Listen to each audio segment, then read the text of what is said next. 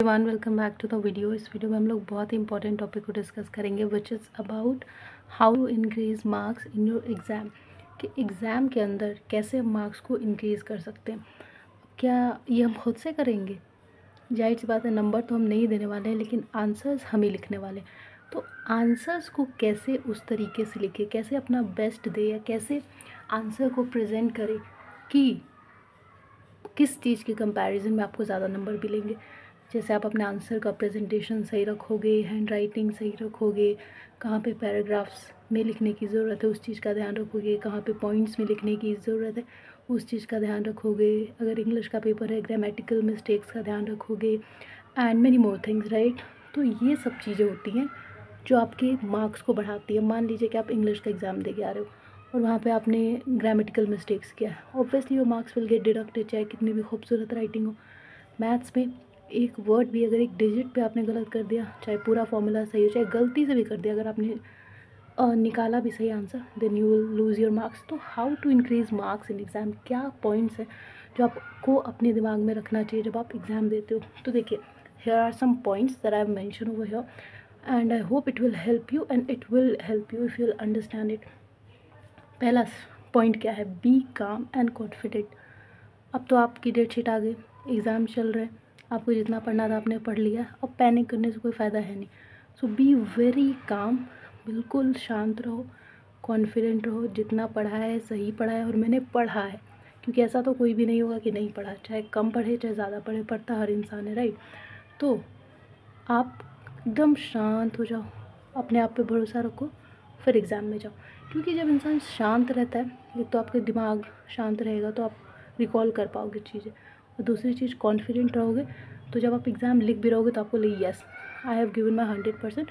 बाकी चेक जैसे भी हो, कोई टीचर हर टीचर का अपना अपना स्टाइल होता है चेक करने का, तो वो चेकिंग आपके हाथ में नहीं है, लेकिन at least you will be satisfied. आपको कोई रिग्रेट नहीं रहेगा अपनी तरफ से कि हाँ यार शायद मेरा अच्छा नहीं गया, आपको रहेगा कि yes I have done my best. तो ये होगा फ़ायदा बी काम एंड कॉन्फिडेंट का। सेकेंड पॉइंट जिस चीज़ का ध्यान रखना वो सेट डेली टारगेट्स। अभी डेली टारगेट्स किस चीज़ का है कि सुबह उठना है, 5 बजे अलार्म लगाना है, योगा करना है, वॉक पे जाना है, वापस आना है, नाश्ता करना है, नहाना है, धोना है, पढ़ना है, ऐसा 1-1 घंटे का स्लॉट बनाना नहीं। डेली टारगेट से मतलब है कि पढ़ना क्या है, कौन सा सब्जेक्ट पढ़ना है, कौन सा टॉपिक पढ़ना है, क्या चैप्टर पढ़ना है, ये सेट करो, ना कि टाइम सेट करो। क्योंकि अगर आपको पता है कि आपको पढ़ना है स्पेसिफिक टाइम, तो यू हैव टू, आपको निकालना ही पड़ेगा, आपके पास कोई चारा है नहीं। जिस तरीके से हमें ऑक्सीजन लेना ज़रूरी है as a student, studies are oxygen, right. क्योंकि अगर आप 10th और 12th भी नहीं पास कर रहे हो तो you will be an illiterate, right. आपको लोग गंवार मानेंगे and you won't be get respect in a society. तो उसके लिए इट्स अ ऑक्सीजन। तो इसीलिए आप सेट करो कि yes like I have to study science tomorrow, I have to study maths, I have to study English और whatever subject. तो set your target and from target I mean topics और subjects और books, right.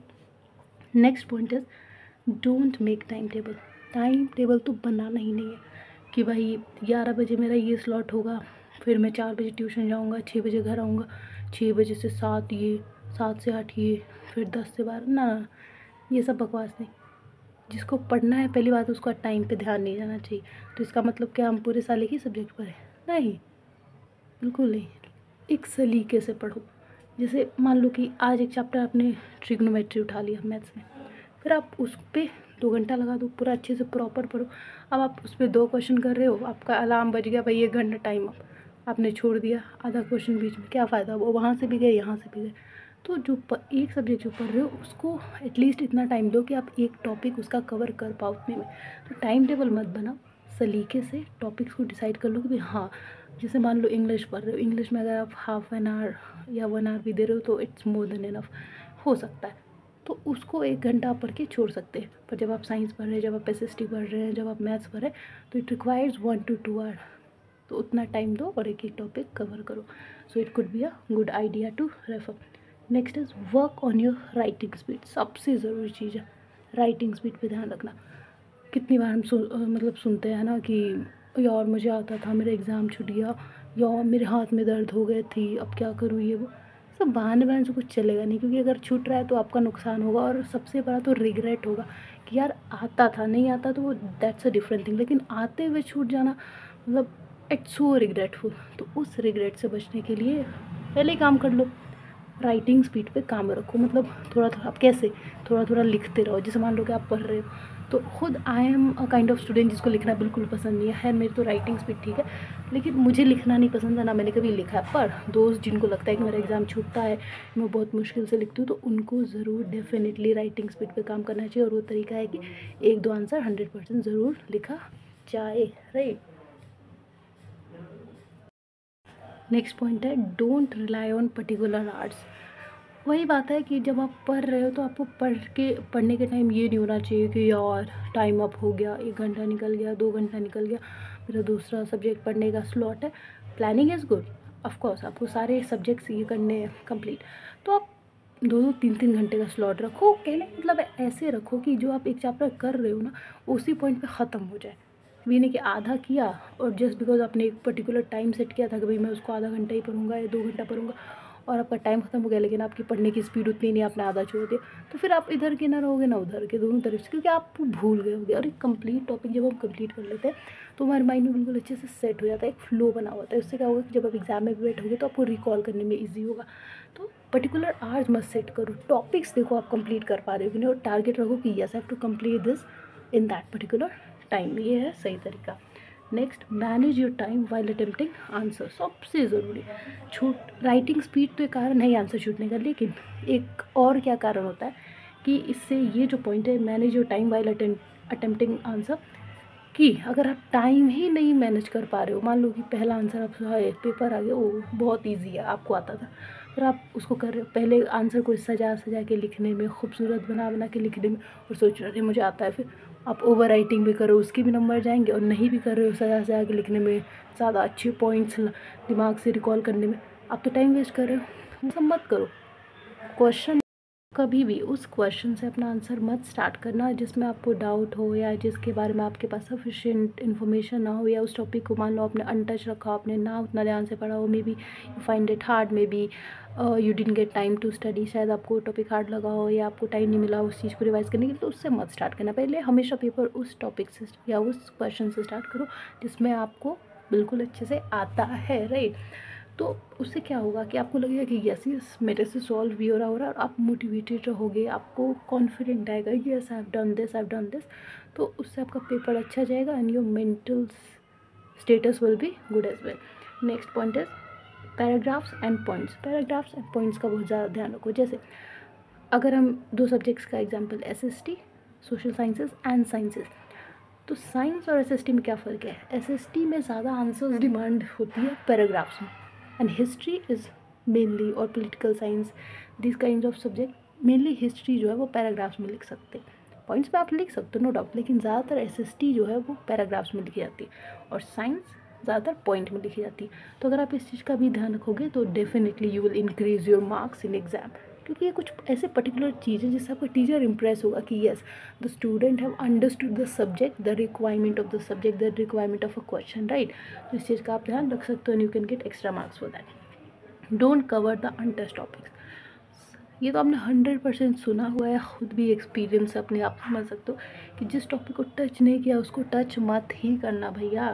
पहले जो पढ़ा है उन सबको रिवाइज रिवाइज रिवाइज रिवाइज बिल्कुल बेस्ट 100% से रिवाइज, फिर वो कर खुरा के अगर कहीं थोड़ा सा टाइम बच जाए तो जब आप रिवीजन से पूरा डन हो, जो आपने पहले पढ़ा था एकदम शॉर्टी के साथ, तो वो एकदम रिवाइज वाइज कर लो कि यस हो गया, अब आई एम रिलैक्स, अब मैं नहीं भी पढ़ूंगा, तो वहाँ पे अगर आपको लग रहा है थोड़ा टाइम बचा तो वहाँ पे एक रीडिंग ले लो, पर इस पे जोर मत देना कि नहीं मैंने नहीं किया, मुझे ये कवर करना है।